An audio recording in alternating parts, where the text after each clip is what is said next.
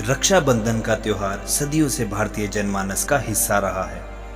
यहाँ रक्षाबंधन का तात्पर्य बांधने वाले एक ऐसे धागे से है जिसमें बहनें अपने भाइयों के माथे पर तिलक लगाकर जीवन के हर संघर्ष तथा मोर्चे पर उनके सफल होने तथा निरंतर प्रगति पथ पर अग्रसर रहने की ईश्वर से प्रार्थना करती है और भाई इसके बदले अपनी बहनों की हर प्रकार की विपत्ति से रक्षा करने का वचन देते हैं और उनके शील एवं मर्यादा की रक्षा करने का संकल्प लेते हैं। रक्षाबंधन का पर्व श्रवण मास की पूर्णिमा को मनाया जाता है।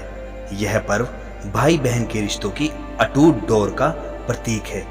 भारतीय परंपराओं का यह एक ऐसा पर्व है जो केवल भाई बहन के स्नेह के साथ साथ हर सामाजिक संबंध को मजबूत करता है।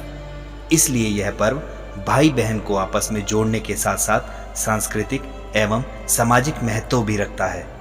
दोस्तों, रक्षाबंधन के महत्व को समझने के लिए सबसे पहले इसके अर्थ को समझना होगा। रक्षाबंधन रक्षा और बंधन दो शब्दों से मिलकर बना है, अर्थात एक ऐसा बंधन जो रक्षा का वचन ले। इस दिन भाई अपनी बहनों के दायित्वों का वचन अपने ऊपर लेते हैं। दोस्तों, आइए हम जानते हैं रक्षाबंधन की विशेषता क्या है।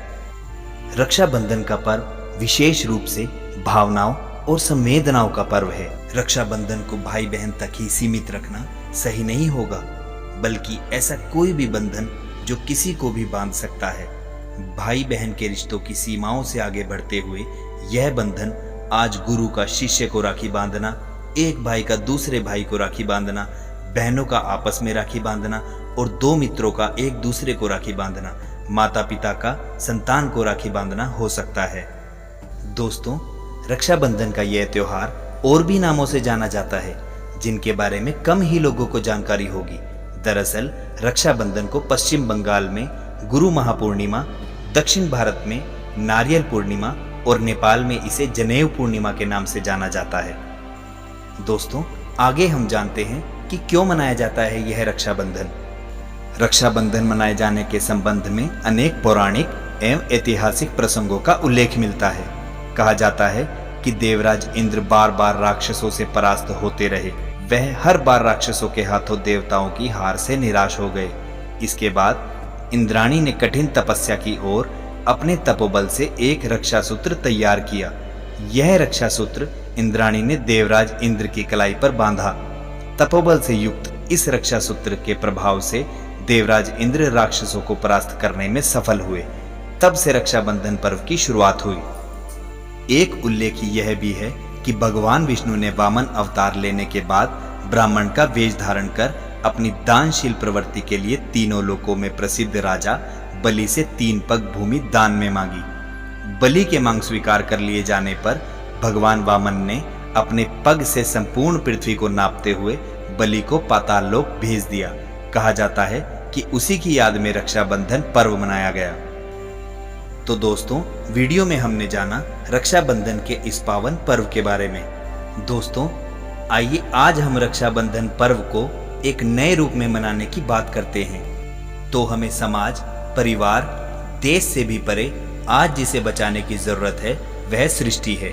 राखी के इस पावन पर्व पर हम सभी को एकजुट होकर यह संकल्प लेना चाहिए कि राखी के दिन एक स्नेह की डोर एक वृक्ष को बांधें और उस वृक्ष की रक्षा की जिम्मेदारी अपने ऊपर लें।